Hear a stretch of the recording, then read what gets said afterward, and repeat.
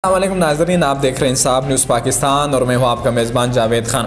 आज हम बात कर रहे हैं फैसलाबाद के हल्का NA100 की। ये हल्के को जो है वो बड़ी अहमियत इस वजह से हासिल है क्यों ना कि यहाँ से जो है वो पाकिस्तान मुस्लिम लीग नून के सूबाई सदर साबिक़ वज़ीर दाखिला राना सनाउल्लाह खान जो है वो इस हल्के से जो है वो इलेक्शन के मैदान में उतरेंगे। उनका जो मद मुकाबिल है वो भी किसी तारुफ के मोहताज नहीं है। डॉक्टर निसार अहमद जट साहब जो है वो एक तगड़े उम्मीदवार है पाकिस्तान तहरीक इंसाफ के इस हल्के से। वो भी 2 मरतबा पहले जो है वो MNA मुंतखब हो चुके हैं, बल्कि पिछली मरतबा भी 2018 में महज 2500 से 2800 वोटों की लीड से जो है वो राना सनाउल्लाह खान ने उनको शिकस्त दी थी।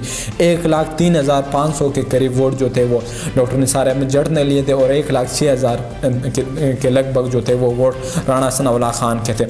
इस हल्के की अहमियत की एक और वजह ये भी है कि यहाँ से जो है के अंदर 2 PP आती है और वो दोनों जो है वो नून लीग के ऐसे उम्मीदवारों के हाथ में हैं जो नाकाबिल शिकस्त MPs यहाँ से मुंतखब होते आ रहे हैं। उन PP में जो है वो एक आता है PP 108। PP 108 से जो है वो पाकिस्तान मुस्लिम लीग नून के जो है वो MPA यहाँ से जो मुसलसल 15 सालों से आ रहे हैं वो है मियाँ मोहम्मद अजमल आसम।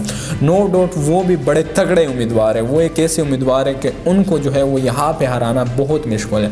दूसरी तरफ जो है वो PP 109 आता है जिसमें जो है वो जफ़र नागरा जो है नून लीग के उम्मीदवार है। वो भी नाकाबिल शिकस्त जो है वो इस हल्के से बार बार मुंतखब हो रहे हैं। ये दोनों एक ऐसे MPAs है कि इनको हराना जो है वो बहुत मुश्किल है। अगरचे पिछली मरतबा मियाँ मोहम्मद अजमल आसिफ का मुकाबला जो था वो राना आफ्ताब अहमद खान ने यहाँ से किया।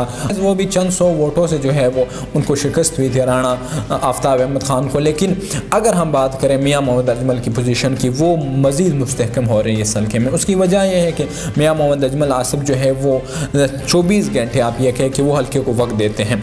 अब बात हम इस वजह से हमने ये PP की क्यों ना कि PPs के ऊपर ही जो है वो NA का इन्हिसार होता है, यानी कौमी असम्बली के जो उम्मीदवार होता है उसका इन्हिसार जो होता है वो सूबाई असम्बलियों के उम्मीदवारों पे होता है।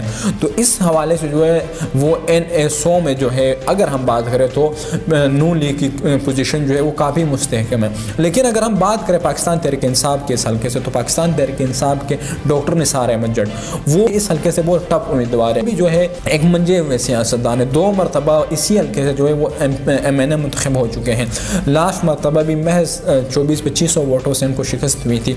अगर उनकी इस मरतबा पोजीशन देखे पार्टी पोजीशन ख़ुसूसन पाकिस्तान तहरीक इंसाफ की, तो हमने 2-3 सर्वे किए हैं मुख्तलिफ मतलब इस NA के जो मुख्तलिफ आबादी वाले एरिया है तो वहाँ पे जो है वो हमने 2-3 सर्वे किए हैं। सर्वे में हमें ये मालूमात हुई है कि यहाँ से जो है वो PTI की पोजीशन बहुत मजबूत है, बहुत मुस्तहकम है।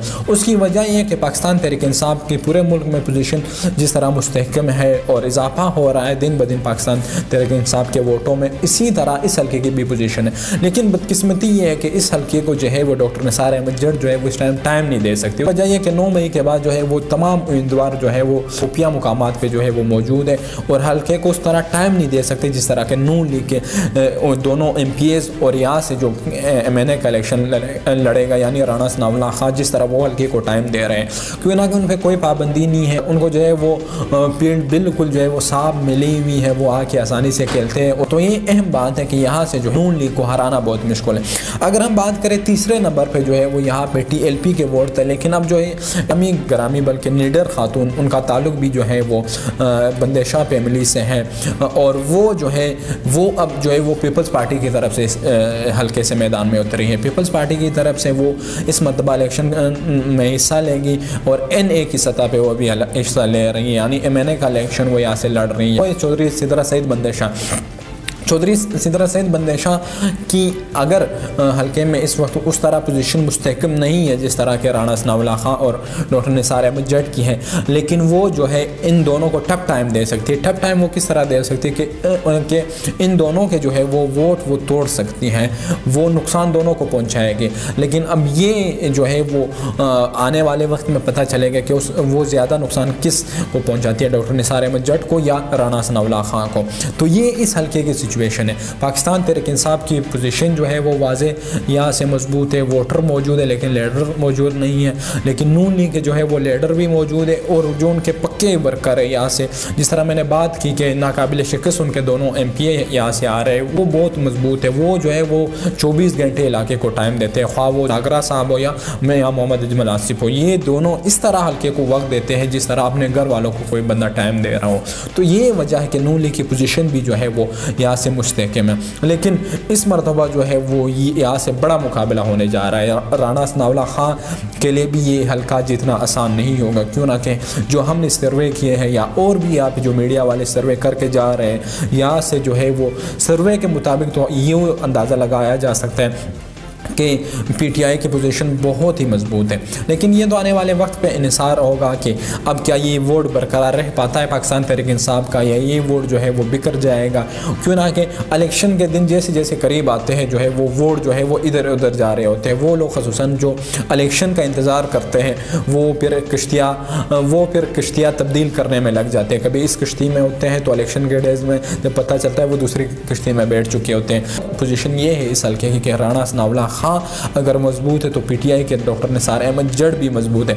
अगर डॉक्टर निसार अहमद जट इस हल्के में आए, वक्त दे और ये जो दिन है, और अब उनके पास कोई और ऑप्शन है भी नहीं, अगर वो मज़ीद 10-15 दिन या 20 दिन हल्के में नहीं आएंगे तो यूँ समझिए कि ये आसानी से राना सनाउल्लाह खान ये सीट दोबारा जीत जाएंगे। लेकिन अगर वो 5 से 6 दिनों में हल्के में इन होते हैं और जान की बाजी लगा के कारकुनों के साथ खड़े होते हैं तो फिर आप ये कह सकते हैं कि पीटीआई की सीट जो है वो जीत सकती है। उसकी वजह यह है कि पीटीआई के कारकुन बहुत बड़ी तादाद में इस हल्के में मौजूद है। लेकिन आने वाले दिनों पे जो है वो ये हल्का डिपेंड करता है। तो आने वाले दिनों की सूरत हाल के मुताबिक हम फिर आप लोगों के साथ इस हल्के की सूरत हाल शेयर करेंगे। दीजिए मुझे इजाज़त, अगले व्लॉग तक अल्लाह हाफिज़।